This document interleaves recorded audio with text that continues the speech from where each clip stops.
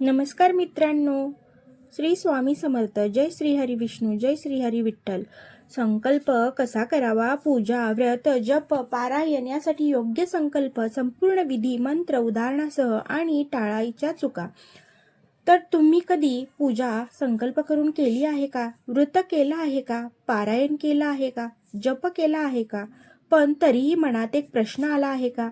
मी संकल्प योग्य केला होता का? कारण अनेक जण पूजा करतात, व्रत करतात, पण पारायण करतात, पण संकल्प चुकीचा झाल्यामुळे किंवा संकल्पच केला नाही म्हणून त्यांना अपेक्षित फळ मिळत नाही, असे धर्मशास्त्रात सांगितले जाते. मग संकल्प म्हणजे नेमकं काय? संकल्प का करायचा? संकल्प करताना हातात काय घ्यायचं? कोणत्या दिशेला बसायचं? काय बोलायचं? जर संस्कृत येत नसेल तर मराठीत संकल्प चालतो का? महिलांनी संकल्प कसा करावा? घरच्या घरी सोपा संकल्प कसा करायचा? आणि सर्वात महत्त्वाचं, अशी कोणती चूक आहे जी 90% लोक न कळत करतात? आजच्या या व्हिडिओमध्ये आपण संकल्पाची संपूर्ण माहिती अगदी सोप्या भाषेत जाणून घेणार आहोत, म्हणून हा व्हिडिओ शेवटपर्यंत नक्की पहा. चॅनेलवरती नवीन असाल तर सबस्क्राईब करा, लाईक करा आणि शेअर करा. संकल्प म्हणजे काय? संकल्प म्हणजे स्वतःच्या मनातील उद्देश भगवानासमोर स्पष्टपणे व्यक्त करणे. सोप्या भाषेत सांगायचं झालं तर देवाला सांगणे, हे परमेश्वरा, मी तुझ्या कृपेने अमुक पूजा, अमुक व्रत किंवा अमुक पारायण श्रद्धेने करत आहे. कृपया माझा हा संकल्प स्वीकार करा.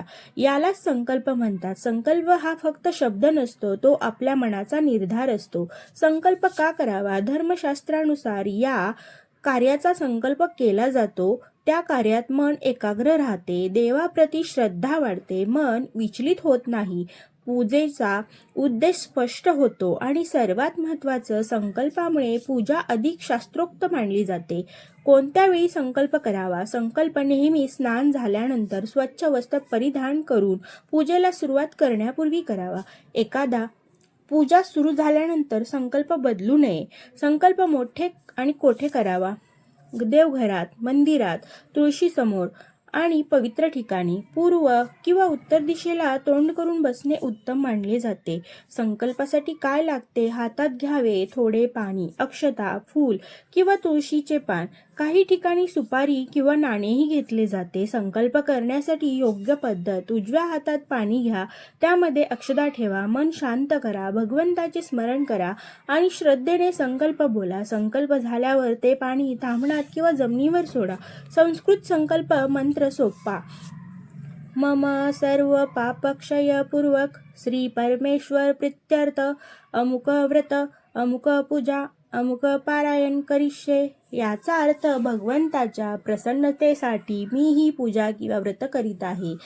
आणि मराठीत संकल्प चालतो का? हो, नक्कीच चालतो. देवाला भाषा नाही, भाव महत्त्वाचा असतो. जर संस्कृत येत नसेल तर मराठीत श्रद्धेने संकल्प करा. आणि मराठी संकल्पाचे उदाहरण: हे श्री गणराया, तुझ्या कृपेने आज मी श्रद्धा, भक्ती आणि विश्वासाने श्री गुरुचरित्र पारायण सुरू करत आहे. हे कार्य निर्विघ्न पूर्ण होऊ दे. माझ्या कुटुंबावर कृपा राहू दे. माझे दोष दूर होऊ देत. हा माझा नम्र संकल्प.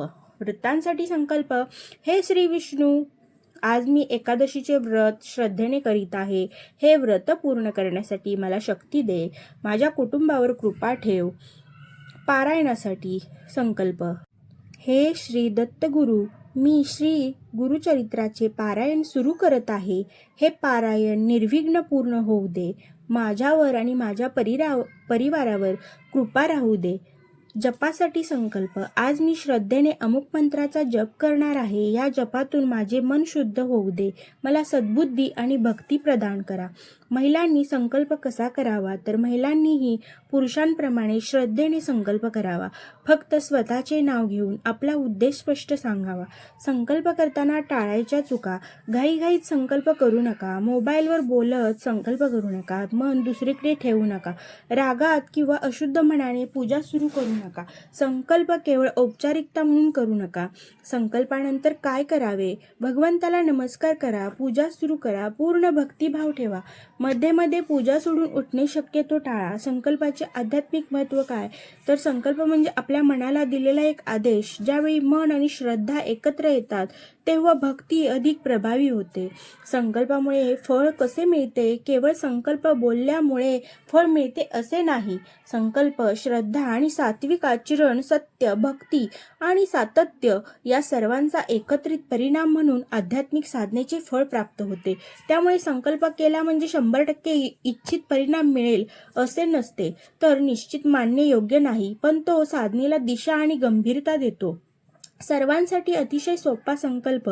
हे परमेश्वरा, तुझ्या कृपेने मी आज ही पूजा भक्तिभावाने करीत आहे.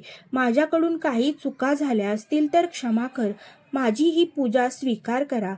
माझ्या कुटुंबावर तुमची कृपा राहू द्या. सर्वांचे कल्याण होऊ दे. ओम शांती.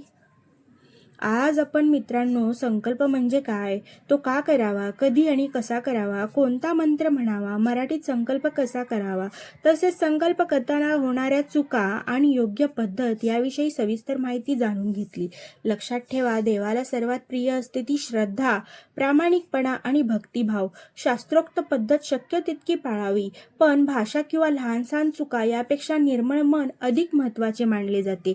जर हा व्हिडिओ तुम्हाला उपयुक्त वाटला असेल तर तो आपल्या कुटुंबीय आणि मित्रांसोबत नक्की शेअर करा. अशाच धर्म, पूजा, विधी, व्रत, पारायण आणि आध्यात्मिक मार्गदर्शनाच्या माहितीपूर्ण व्हिडिओसाठी आपल्या चॅनेलला सबस्क्राईब करा. हरिओम. श्री गुरुदेव दत्त. जय जय राम कृष्ण हरी. श्री स्वामी समर्थ.